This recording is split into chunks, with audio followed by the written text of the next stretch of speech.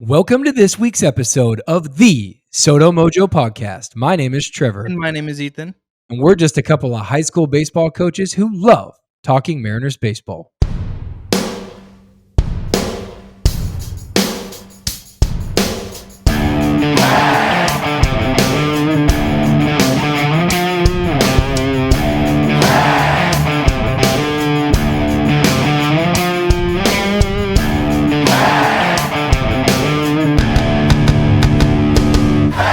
Dude, I kind of miss your tagline. I'm not going to lie. I miss don't miss it at all. I miss it. I know you got made fun of. I know that your buddies teased you that listen to this show. This is a shout out to Rob and Lay and all the guys that give you crap about that tagline. I miss it, dude. Let's bring the heat.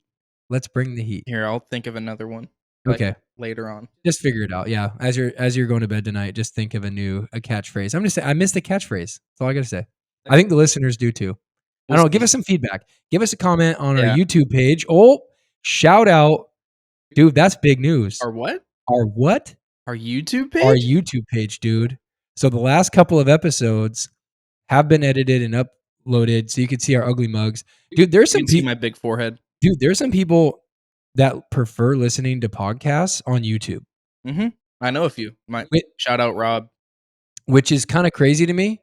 When I'm listening to podcasts, I'm typically like driving or like doing something like mowing the lawn. In my pocket or something. Oh yeah, dude. Like I'm doing something else listening to a podcast. I don't know if I would ever prefer looking at people while they're talking, but hey, for those of you who do, go follow the Soto Mojo Pod on YouTube. Go look it up on YouTube. The last couple of weeks episodes have been there. We will be uploading at the same time as our audio is getting uploaded now. Yep. So you can find us on any of your podcasts. There we go. Any of your favorite podcasts, and also on YouTube. And then soon to be, we'll have some Instagram clips and TikTok clips down the road. Spoilers. Down the road. We are not quite there yet. However, YouTube is up. It looks great, and our producer Miguel is doing a phenomenal job. So Yahtzee. Yep. All right, dude. You ready to hop into this thing? Sure. Every week we prepare the show. I'm like, dude, we don't have a lot. And then what do you do? And then we get here at the studio, and then Trevor just adds a bunch of stuff. Right. And then we end up having enough to talk about. You're welcome. Yep. Let's get after it. All right. So we're around the league, and there's a ton going on. Obviously, with spring training starting this week, clubs are trying to figure out what their rosters look like. We're seeing some, free agents. Dude, here's the deal. We're still seeing Boris holding out. They call him the Boris 4. Have you heard that? Yeah. They're calling him the Boris 4. So the guys that are all holding out, that are all Boris clients. I just don't get the strategy here, man. Yeah, I mean, I don't understand either. I mean, spring training games start, in this case, right now, tomorrow. And when this is uploaded, they are starting now. Right. And Cody Bellinger's not signed. Blake Snell's not signed. Matt Chapman's not signed. JD Martinez is not signed. It's right. Like, what are we doing? Monty's not signed. Like, there's just a lot of like all-star caliber players. Well, did you hear that Manfred already came out and said, okay, like we're going to put in a deadline for free agency signings, which I think is going to be really good because this is ridiculous. Yeah. And then it hurts the players' value. It hurts the players' value. They're not even in spring. Like they don't know how to train because they don't know what team they're going to be on. Right. No, it's a problem all around. It's a mess. So anyways, there's been plenty of stuff that has been going on outside of the Boris 4. We saw that Brandon Woodruff got signed by the Brewers. That's a sneaky good pickup, dude, on a 2-year deal. I mean, in 2023, he had a 2.28 ERA, pitched 67 innings with 74 strikeouts and .82 WHIP. Yeah, I mean, that dude's a baller. He's a good starting pitcher. Yeah. I wonder how he's going to be as the ace now. That's a big question. Yeah. Now that Corbin Burns is gone. Right. But I imagine nothing will really change. That's a great pickup, though. It is. And we saw it a pickup. I mean, they retained him. Right. I mean, that's what I mean, right? Like they signed him to the deal. They kept him there. He's going to be moved up to the ace spot. I mean, picked up as in like, obviously like keeping him in the squad. Yeah. Yeah. Just picking up his contract is more or less a better way to say it. But we saw a Mariners legend in Ethan words. What happened, man? Kurt Casale went to the Marlins on a minor league deal. Back up to the backup catcher. Oh, jeez, that was bad. Yep. That was really bad. And the Marlins suck. Yeah, the Marlins are not great. There's rumors as we're talking right now, like he's probably signing. They're probably signing Tim Anderson right now as we talk. I don't even. They're So I what do guess, like, they need another second baseman? I I mean, they have guess. like 4 of them. Right. They have Luis Ariz, they have Jazz Chisholm, they have John Birdie, they have Vidal Brujan, they have Nick Gordon. Like, how many freaking second basemen do you need? A lot, apparently. And the one that's playing second base is probably the worst defender out of all the 5 Right. that I just mentioned. Yeah. What a mess. But who knows? Marlins are a mess. I'm just thankful that we're not Marlins fans. So here we are. Whit Merrifield finally is off the board, so the Mariners fans can stop talking about him. Like, dude, there's all these players that like get all this discourse, get everybody all up in a tizzy. Whit Merrifield is one of them. Apparently, there's different corners of Mariners Twitter that don't like Whit Merrifield on one side, they love him on the other. I kind of fall on the side of like I think he's old, and I don't know. I mean, he's a super I think he's utility. still a good player. He's still a good player, and he ended up signing a 1-year, $8 million deal with the Phillies, which I think is a fine deal. I feel like it's a 1-year prove it deal to show that he's still got it and I mean, I wouldn't contributes call on it a winning team. I wouldn't call it a prove it deal. I mean, he's just not going to sign multi years because he's like 35. That's fair. I mean, here's the deal. If he goes out and balls out this year, maybe he does. I'm just saying, I think he's just trying to leave options for himself open and going to the Phillies, which is, postseason contender. I think that's a good spot for him. Yeah, it's a good spot for him, and he's not going to start either, like at all. Right. So All right, man. What else happened around the league? we have Hyunjin Ryu going back to the KBO on a 4-year deal. Yeah, he's out. He was with the Dodgers last year, right? No, it's with the Blue Jays. Oh, the Blue He Jays. was most notably with the Dodgers, Yeah. and then he signed that big deal with Toronto. He had some injury issues with Toronto. I only remember him as a Dodger, so. But yeah, he went back to the KBO where he came from. He actually had a really good career. I don't have the numbers in front of me, but I believe he had under like a probably 3.5 ERA. Mm. Racked up a lot of starts over a 10-year span. So good for him, dude. Yeah, and just going back and just making some dough, going He's back and still a good finishing where he arm. started. Yeah. Yeah. Still a decent arm. I mean, he's not. He's a soft throwing lefty. Yeah. Not a lot of those really stick anymore. True. We've seen with Marco As we saw with Gonzalez. Marco, right? Yeah. Exactly. That's exactly what I was thinking. Yep. We also saw Ahmed Rosario sign a 1-year, $1.5 million deal with the Rays. That's a sneaky good. That is a so there's been 2 steals recently, and Ahmed is one of them. That's a crazy good deal for a really good player. Mm-hmm. He was really good with the Dodgers last year. He was really good with the Braves back in the day, right? He played with the Braves on the World Series team, right? Yeah. Wasn't he on that team? Mm-hmm. I think he was. But then we also saw the Diamondbacks signing Randall Grichuk, man. Like that was a sneaky good deal, man. 1-year, $2 million deal. Yeah. That's a guy that was one of the best names on the Wait, you said Rosario was on the Braves? You're talking about Eddie Rosario. Oh, I always get those mixed up. Med was on the Guardians. I will say Guardians. Thank you. He was on the Mets. He went up through the Mets system. He was in the Francisco Lindor trade. Oh, that's right. And then he was their shortstop in Cleveland for a while after Lindor left, but he could really not. He was a really bad defender. Yeah. And then it just didn't work out. And then they DFA'd him, and he went to the Dodgers last year. He did okay. So then now he's signing a prove-it deal with the Rays. Yeah. He's still pretty young though. So, yeah, he is. But now he'll probably start over Cabby. Oh yeah. No, and that's what I said. So I actually posted that on X. Was like, hey, Rays are getting a good guy. Like they had to get another guy in there because they're right now expecting Cabby to be an everyday shortstop. But and I'm they're like, the Rays, and I will never discredit almost anything the Rays do. If he ends up being an everyday shortstop, I will be shocked. But if any team would do it, it'd be the Rays. Exactly. That's what I'm saying. So who knows? But yeah, anyway, so Randall Grichuk also got signed to a 1-year, $2 million deal. And up until that Rosario signing, I thought was the steal of free agency. Like that guy at the deadline, everybody wanted him. He ended up going to the Angels. Didn't do as great with the Angels that back half of the year. We got some further context about that, by the way. I was going to talk about this a little later, but I'll say it now.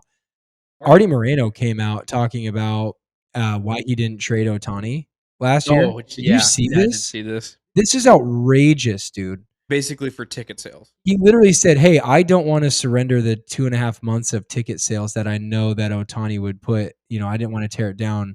Credit, it is a lot. No, that's moronic. dude. It's still a lot of money. No, 2.5 months of ticket sales is not worth, bro. It's not worth it, but I'm still saying it's a If lot. you trade Ohtani for a king's ransom, that probably would have been the biggest trade deadline acquisition we have ever Oh, no seen. doubt. They would have gotten a king's ransom of prospects, players. I mean, it would have been outrageous. I mean, it would have been a bidding war between many teams, Mhm. and they could have gotten so much for him, and instead they They kept pulled an him. Angels. They kept right. They kept him so they could put butts in the seats for 2.5 months And then let him walk. and then let him walk and then not get him in free agency. I mean, literally, you could not have handled that situation any worse than they did. Yeah, that is true. Just pull the total Angels, man.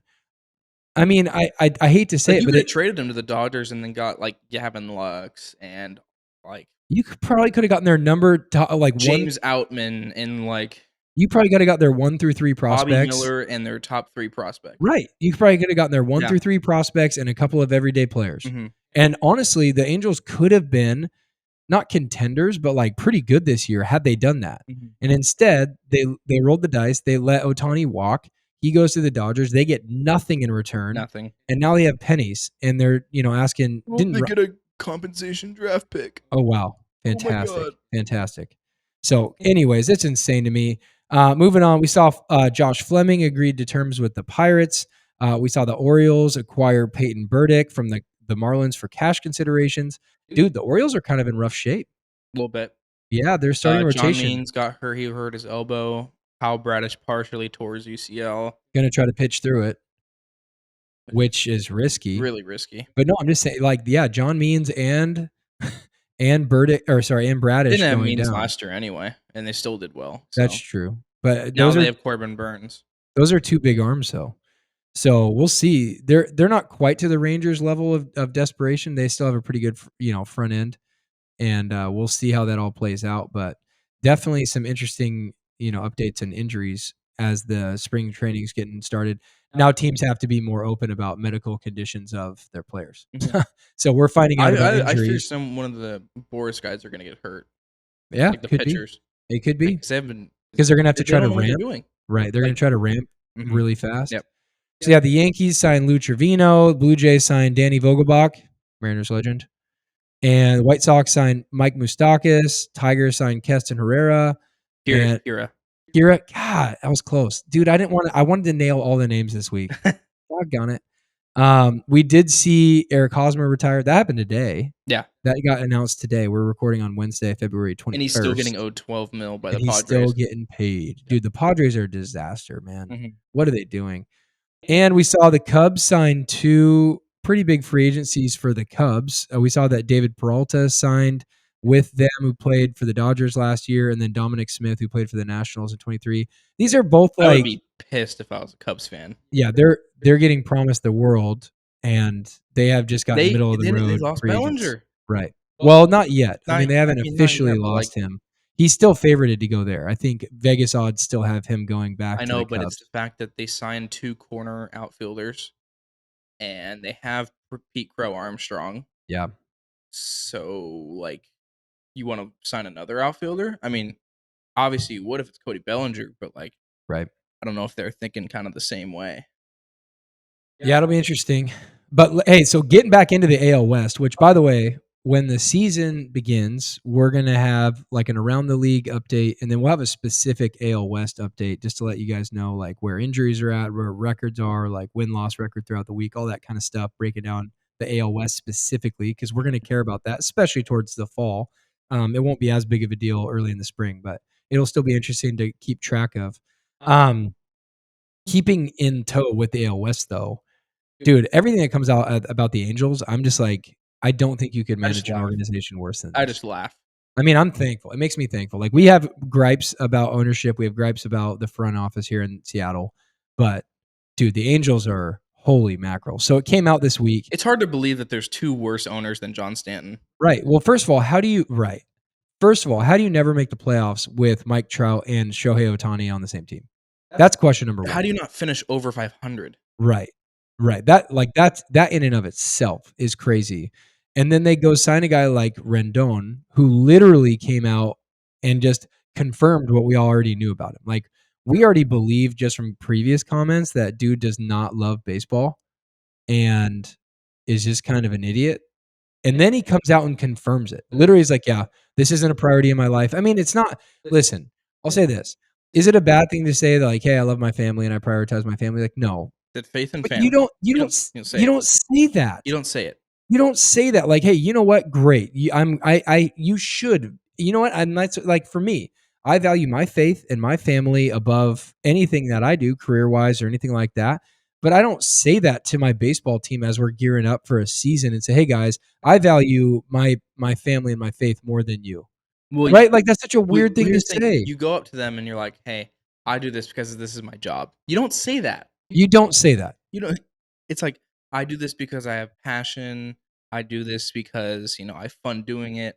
I I love my teammates. I love yeah." being in the trenches, whatever. I mean, this is a guy that has not finished a season with the Angels.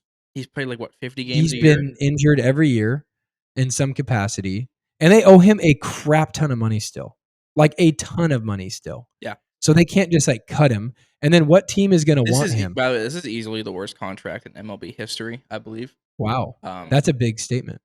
dude, it's bad.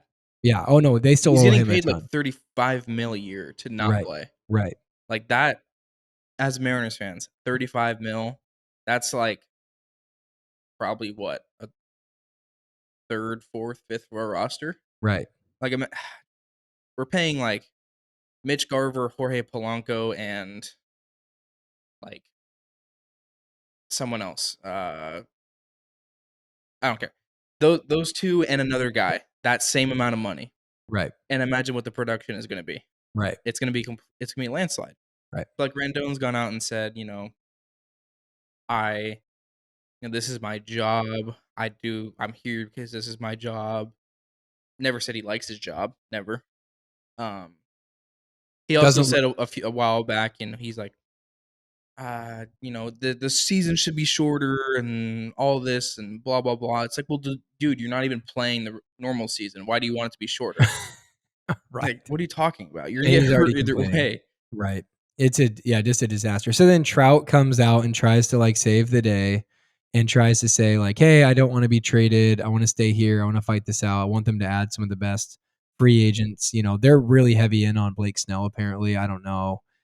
So are the Yankees. I hear all kinds of stuff about Blake, but yeah, it's just funny like what a terribly run organization and Trout, get literally out of they're there, right. please. Yeah, we wanna see you win, dude. Like, we wanna see you go somewhere and crush, like, where you actually belong, and he's getting old and breaking down himself and getting hurt almost every season as well. So, it's like, how many more seasons do you actually have, bro? Yeah, like, they need to start DHing him, Oh, for sure. but because they suck so much, he has to play center field. Right. Yeah, anyways. So, staying in the AL West, we also found out that, Justin Verlander is, slowly starting spring training because He's he has old. shoulder Oh. no, he has shoulder Yeah, injuries. Yeah, so he has some shoulder issues. He's a couple weeks behind. Uh, might not make opening day. So we'll see, man. Like, and that's the danger. Like the Rangers have done this too, where they make big bets on older pitchers, and it just doesn't pan out, man. I mean, the Rangers have done this as well, and they're having a bunch of their starting pitching not start the season either. And so yeah. we'll see what happens to Verlander. Obviously, he's had TJ twice, I think, hasn't he? No, just once. Just the one Yeah. time. I thought he had it earlier in his career too. Are you sure? I I'm mostly sure, Okay, I but believe I you. can fact check it while No, we I believe talk. you. That's fine. And then the Rangers came out and said that they don't expect any more additions either. So that takes them out of the contention for Monty. And that's what you were saying, man, is like Boris is not helping his clients here. Boris is only hurting his clients because Monty is a really solid contributing starting pitcher and who knows where he's going to end up. But him holding out like this, teams are just going, "Hey, you know what? We like the team we have." Like the Mariners. Mariners have come out and said the same thing pretty much. Like, "Hey, we're done." Unless someone, obviously we're always listening, but like we're done. And a lot of teams are saying that now. So it's like the teams that you're going to list. I mean, I think Monty, honestly, the best fit for him would be the Red Sox. I think that would be the best fit for him. I mean, Eh, fit, you can go, like, any team well, I mean, he could be on any that team, but I mean, develops like pitching. I'm saying need wise and everything like that. I Yeah. think the Red Sox would Oh, be yeah, a the good Red fit. Sox need him, that's for Yeah. sure. Yeah. And so I'm like, if he goes there, they automatically get significantly better. Still And not good. yeah, they're still not great, but what I mean is like, yeah, they're good. Did you see Rafael Devers went on an interview and was like, "Hey, I know what we need." Everybody knows what we need. That's what he said. Yeah. Everybody knows what we need. That yeah. So what here's the deal is this is what makes me thankful is like we felt the way the Red Sox felt for like 2 months of free agency and then we finally kicked it into gear and put together a good squad. I feel great about where we're at. Yeah. I feel great. Oh, there was actually a few more Red Sox moves that we didn't put in the notes.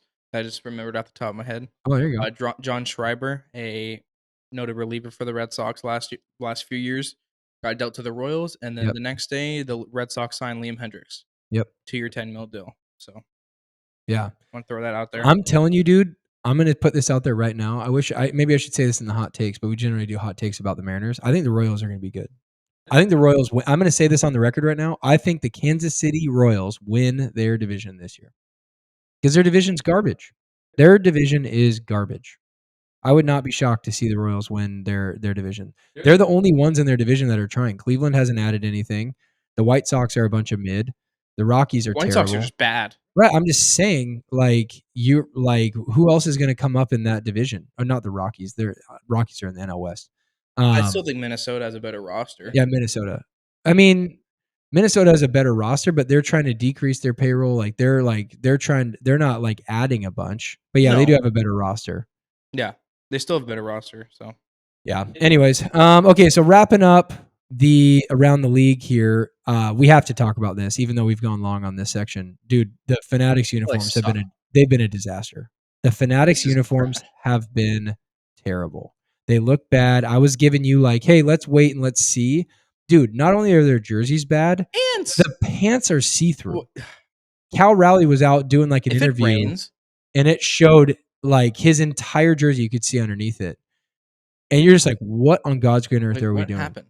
Dude, like normal like little league uniforms don't make that mistake. High school baseball uniforms don't make that mistake. How do you, as a professional organization, You're roll the out highest uniforms that level are of that terrible? baseball in the country. Right, and How does that nobody happen? wears pants that are see through like that. I don't know. Insane. I think the MLB is going to treat this like an emergency, man. The players are talking out about it. The Trey Turner fans all spoke out hate about it. it today. Right, that's what I'm saying. Is everybody's talking about these uniforms and how badly they suck. So we'll see. And then the best news to end the around the league, we found out that Rob Manfred announced that his tenure in charge of MLB will come to an end in 2029. Good. Praise God. Good.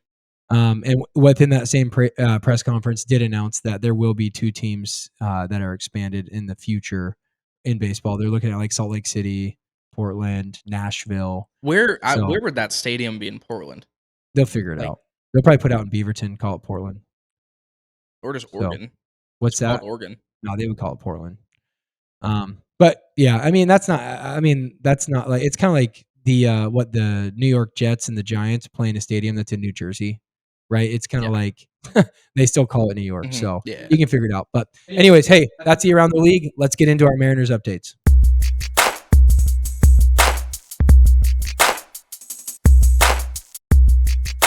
All right, we're gonna have to blast through this, dude. We're already quite far into this show. Yeah, we were. Dang, dude, we said we were gonna go through that quick, and we did not.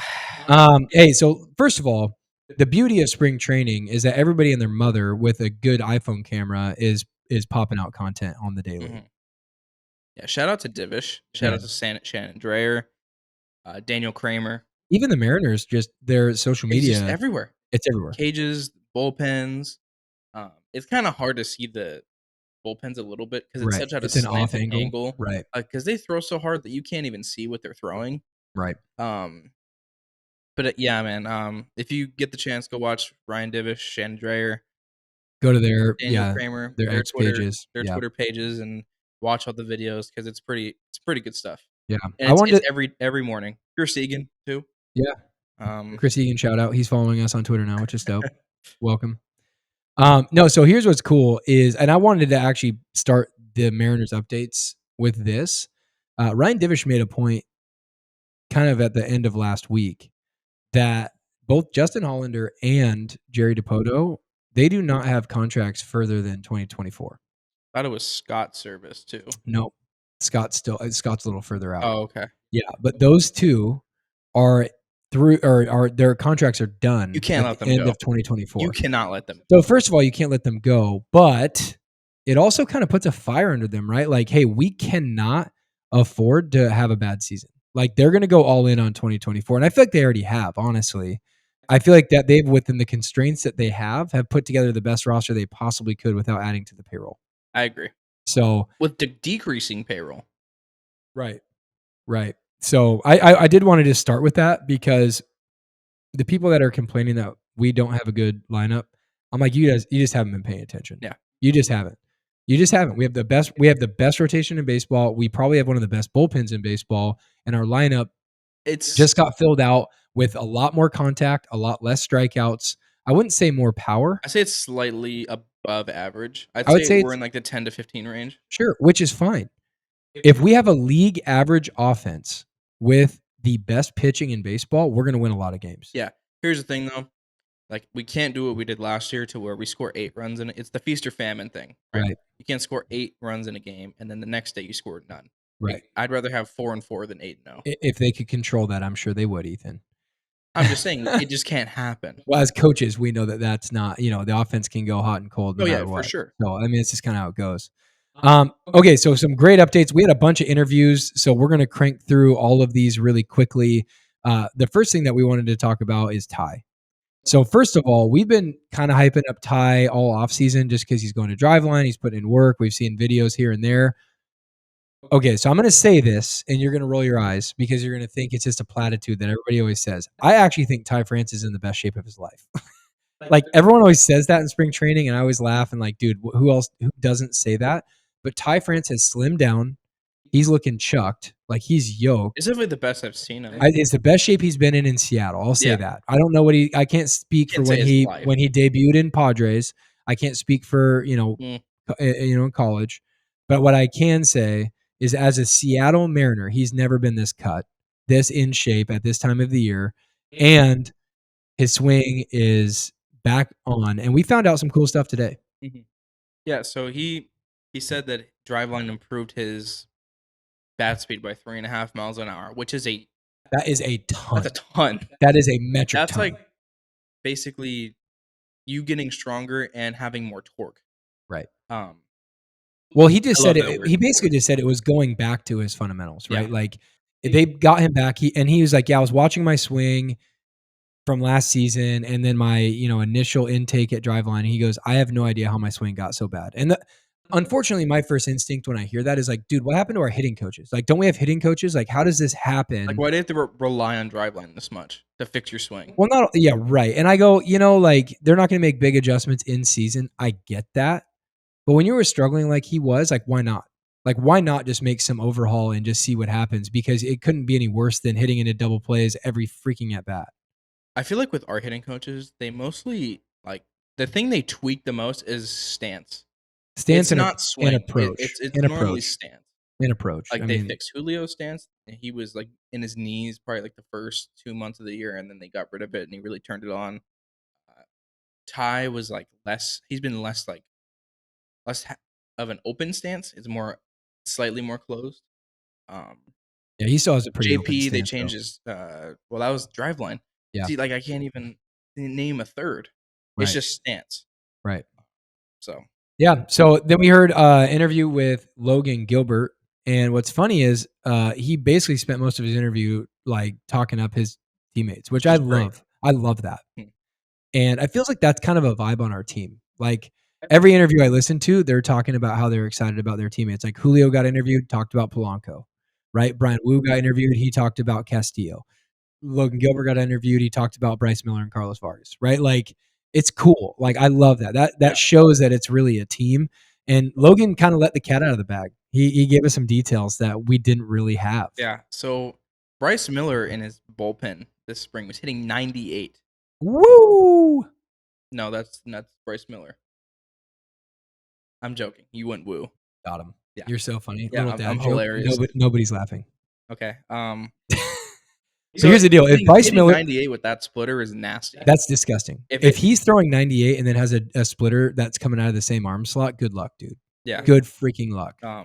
That will after hearing that, I can't imagine that he will not be one of the most like improved pitchers, like by a mile. Right.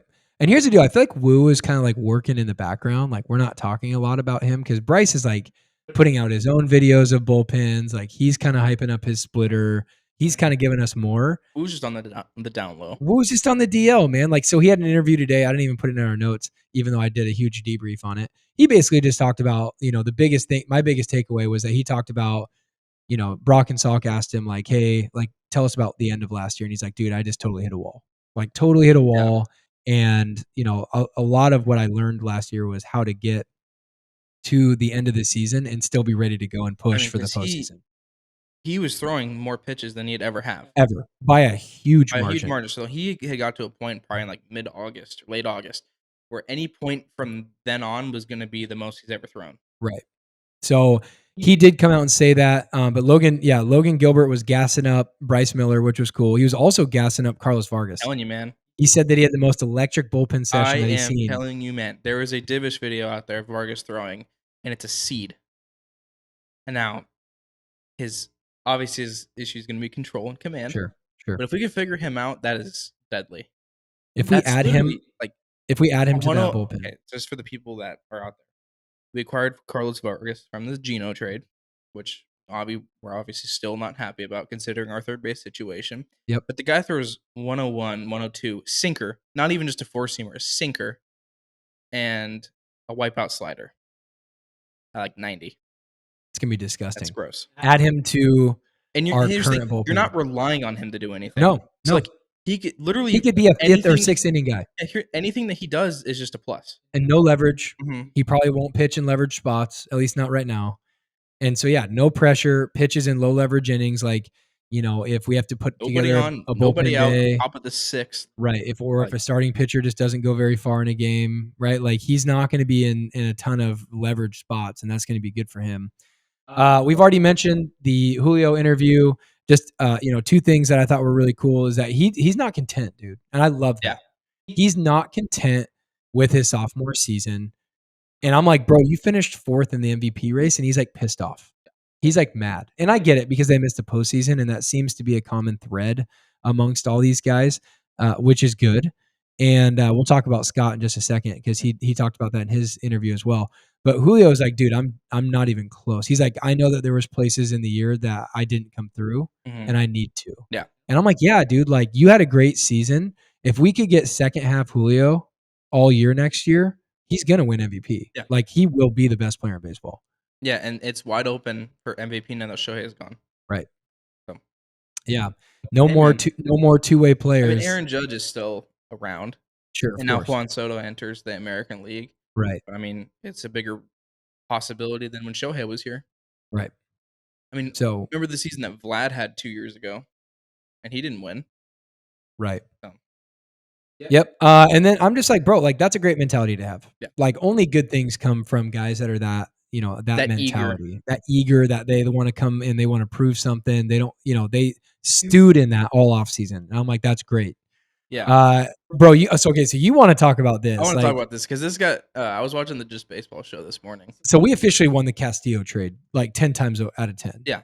I mean, they got some producing guys, but one of the big names that went with that Castillo trade was Levi Stout. And now there's some drama around Stout. But let's like break it down, dude. So Levi Stein went on an interview and they were asking him, certain questions about, what made you want to come back. Simple questions that everybody asks you when you go back to a team that you're from previously. And he just completely dissed the Reds. He says they asked him about the Reds pitching development. He said it was a little bit of lack of direction in my sense, kind of not much of a philosophy. It was kind of just go play baseball, will help you along the way. But there wasn't a whole lot of emphasis on any one thing in particular.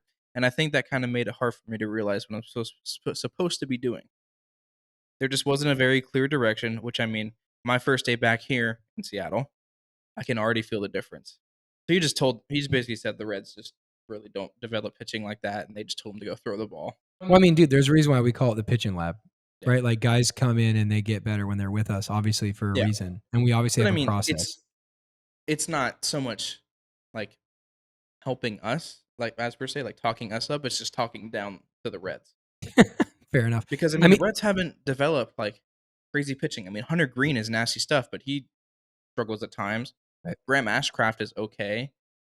He could be better. I mean, the guy throws a 101-mile-an-hour cutter. right, You would think that'd be amazing. yeah, Andrew Abbott did well last year. Nick Lodolo has struggled. I mean, there's a lot of guys that have just like Brandon Williamson. What has he done? right. That's also ex-Mariner. Exactly. He was in the Winker and Suarez deal. Yep, He hasn't really done much. right. Well, If you the only drafted down, Brett Lauder, which the, is cool. I'd be stoked for that. But yeah, then again, if you're a pitcher and you're drafted by an organization, where you land matters. totally, especially for development. Hmm. The only downside, obviously, getting Stout back is good. It gives us more depth in a position of need, which is, starting pitching is honestly my biggest area of concern when it comes to depth because we have Emerson Hancock and then who else until we got Stout back. So it's like at least that adds another arm in that direction. Yeah. The downside was that we DFA'd Kanan, Yeah. We Kanan had him Smith for and like 2 Jigba. weeks. Yeah, Now that is a Mariners legend. that will be a That is a Mariners. Mariners legend. So we got him for 2 weeks, and it was cool to talk about him and JSN being in the same place, and they talked about living together and all this stuff. And then he gets DFA'd and then picked back up by the Pirates. Yeah. So, well, there was that. And then Cal Raleigh interview. There's just more. There's interviews on top of interviews. Welcome to spring training. But I'll summarize this a little bit. Management did a great job of letting him know kind of what their plan was in the offseason. Dude, they were like texting him nonstop to tell Exactly. him what they were doing. Well, here's the thing. Which If I they really didn't, think is he would have cool. been pissed. Yeah. He would have been pissed. Well, now he's got a sense of ownership now. They- Like this is his team. Well, they told him, like, hey, we're gonna subtract first, and then we're gonna add. Okay. If he wasn't told that, he would have flipped. Right. And so it was really cool to hear his interview. He did say like, hey, anytime there's a lot of communication, that's good for the relationship. He referenced like a boyfriend and a girlfriend, like the more they talk, the better it is.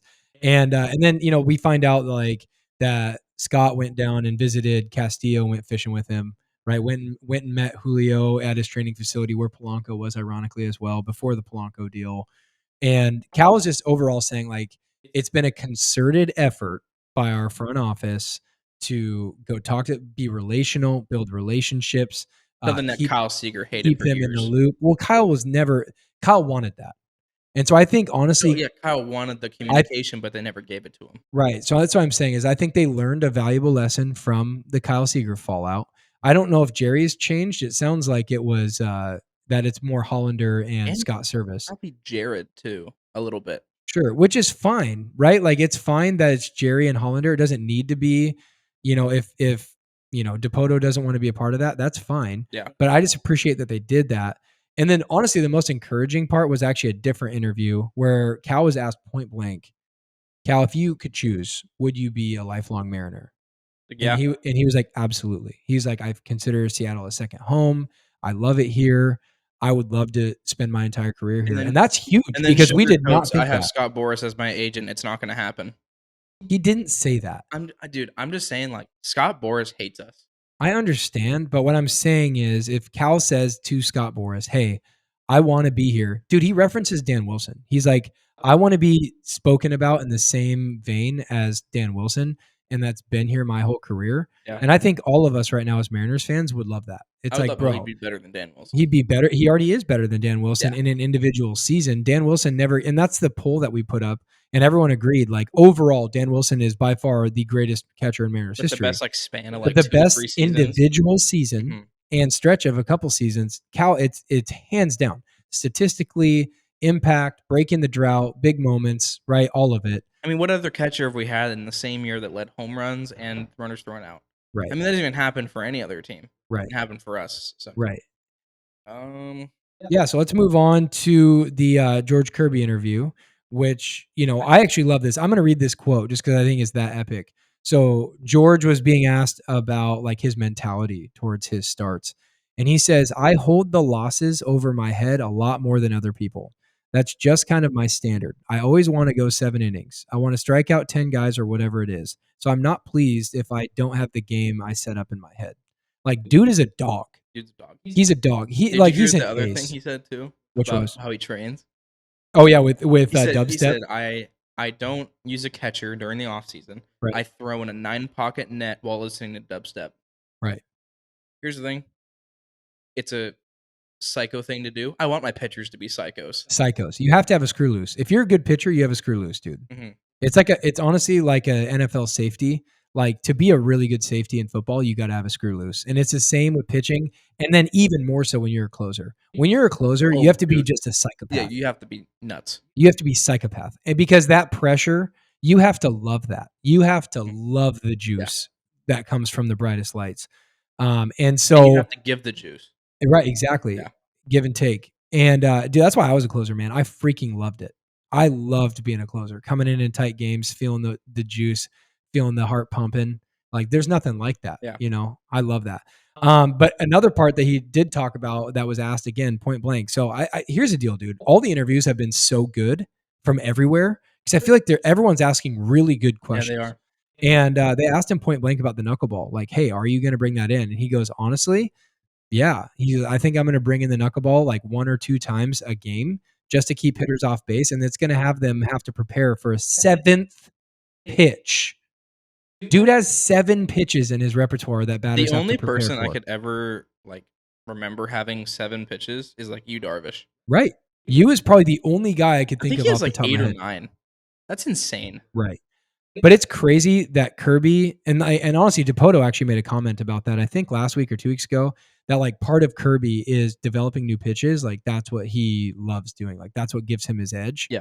And so we saw that knuckleball against Corey Seager, and holy smokes, dude! Like that was legendary. Corey Seager had no idea what just got thrown at him. Yeah. And it was in We honor of didn't. Tim We were Wakefield. there. Right. I was like, what was that? What remember I looked up at the board. We were sitting together at 73. you came down, it was like 73. And we're like, what was that? On the board it says knuckleball. We're like, It didn't say knuckleball. yes, it did. Did it I looked really? up. Yeah, I saw it. Yeah.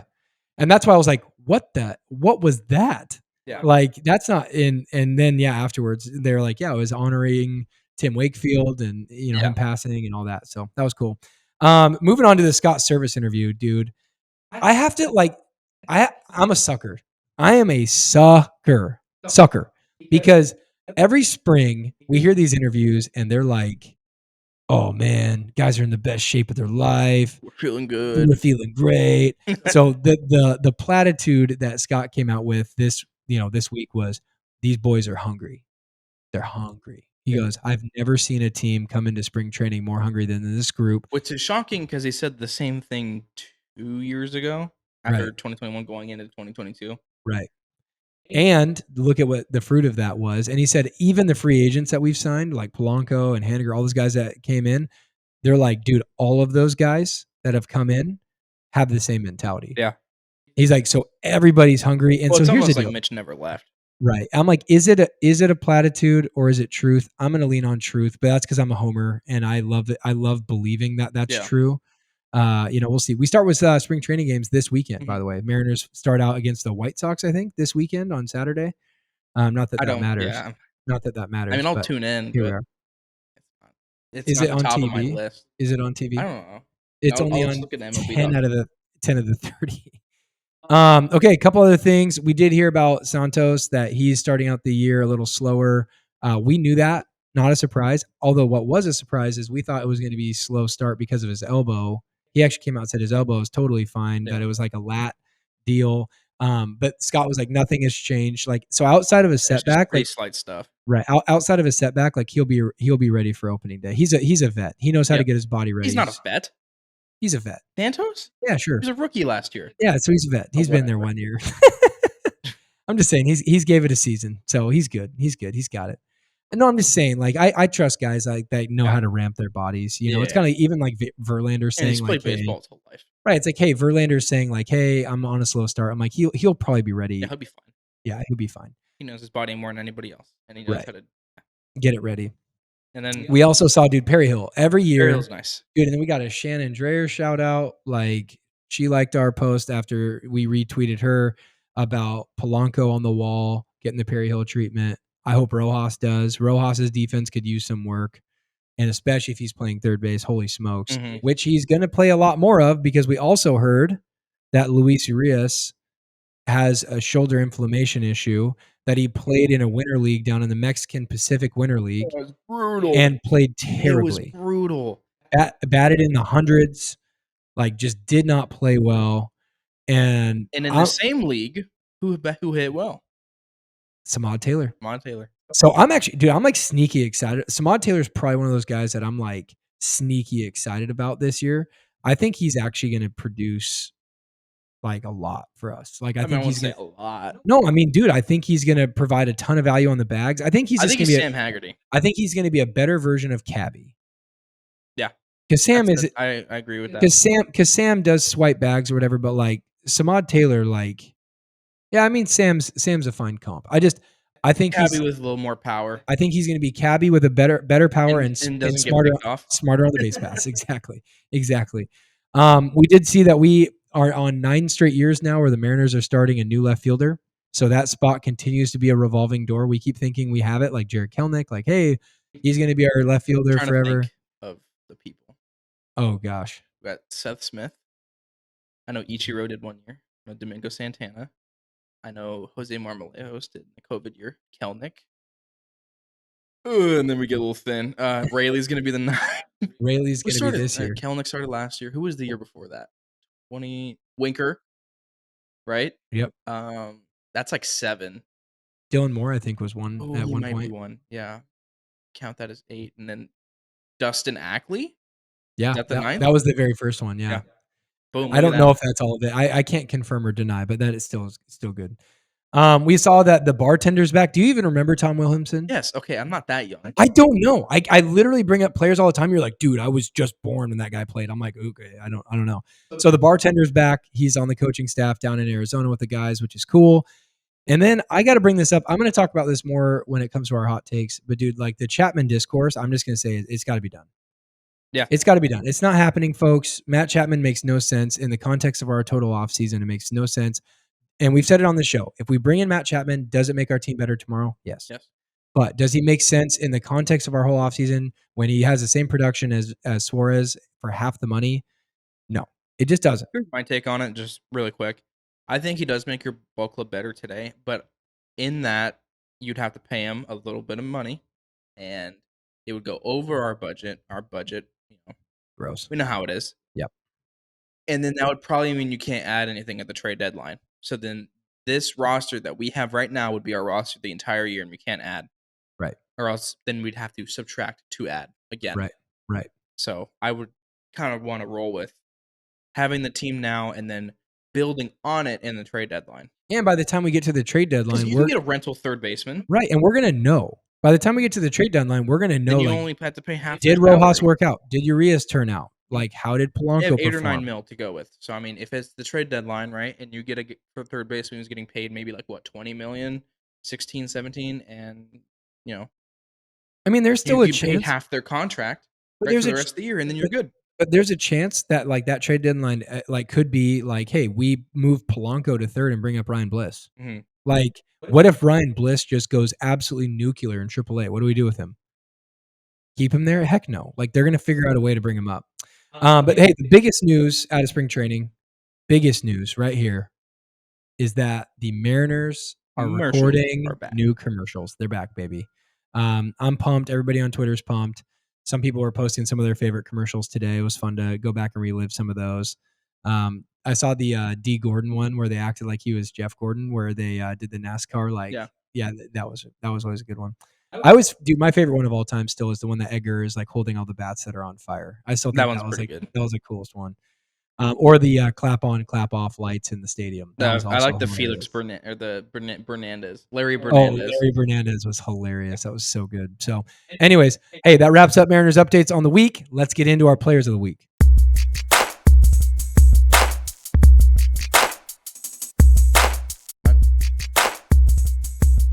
All right, so my player of the week is super random, which is kind of fun, and it's Randy Winn.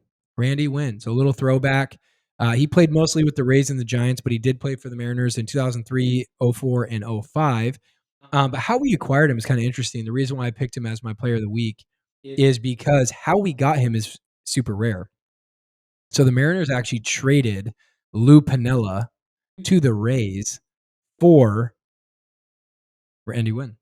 And we also sent Antonio Perez in the deal, the Mariners did, to the Rays. So they sent a player and Lou Piniella, a Mm. manager. They traded a manager for an all-star outfielder and Randy Wynn. So he was an all-star in 2002. And so we got him. And, he played all outfield positions, mostly left field and center field.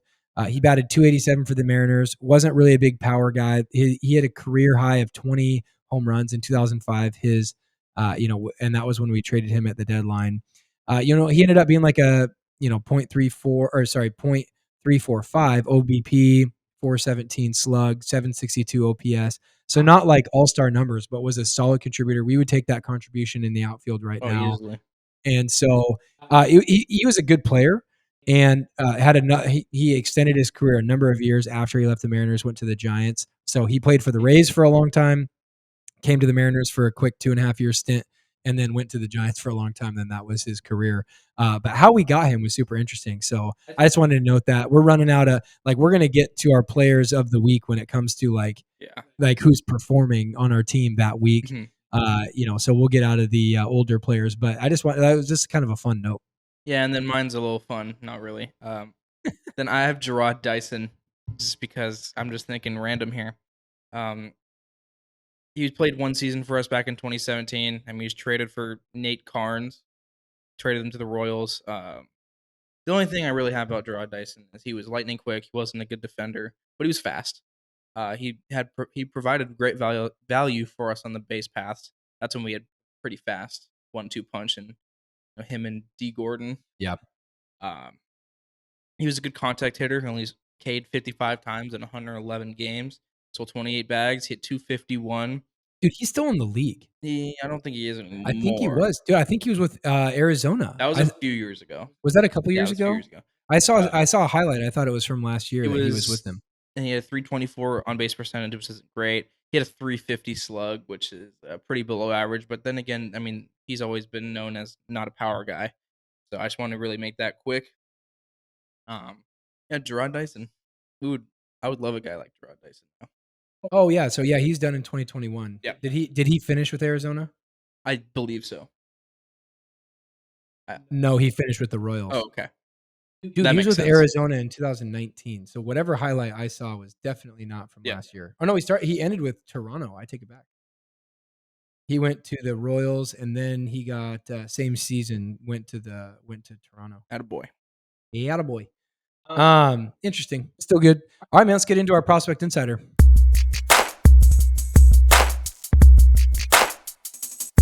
So the name that we're talking about today is actually super important to the organization for 2024.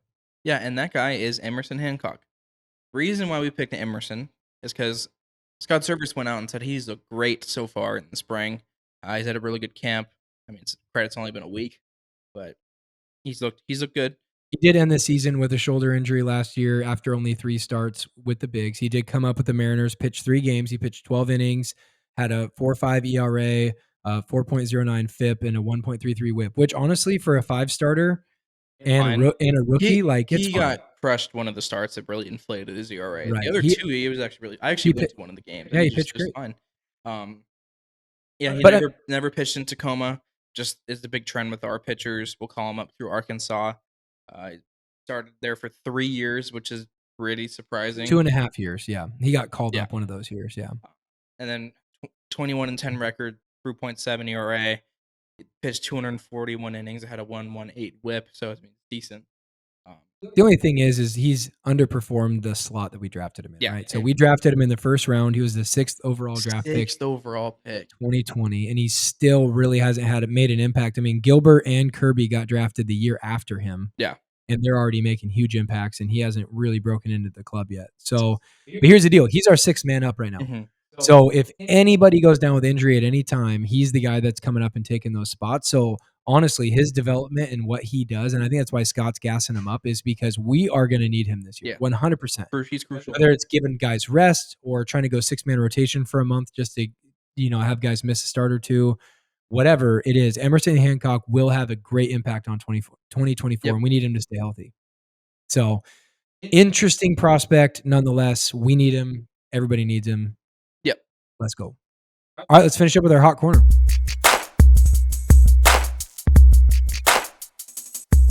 All right, so the hot corner, I'm going to piggyback on something I already alluded to earlier in the show, but I'm just going to emphasize it. The Mariners are not signing Matt Chapman. Dear God, stop talking about it.